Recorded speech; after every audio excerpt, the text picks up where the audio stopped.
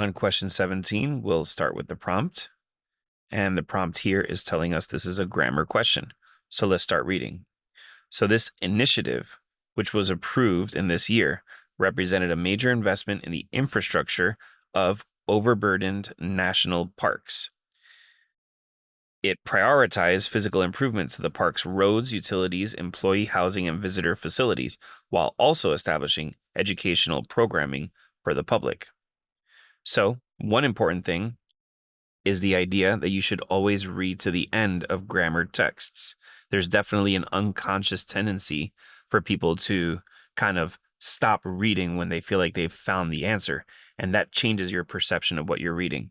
But here, if you go all the way to the end, you can see that the purple part clearly needs to be its own sentence, or at least independent clause. And the rule for the semicolon is that it's for two independent clauses. So that fits here, and we can just go ahead and pick C. Now, one more thing I want to mention is that there are two ways to join two independent clauses. You can join them with a semicolon, John jumped, semicolon, he fell, or a comma fanboys, John jumped, comma, and he fell. But there are three important errors you should know about. If you have just a fanboys in between, it's called a fused sentence.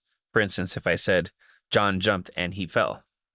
If I have just a comma in between, it's called a comma splice. If I said, John jumped, comma, he fell.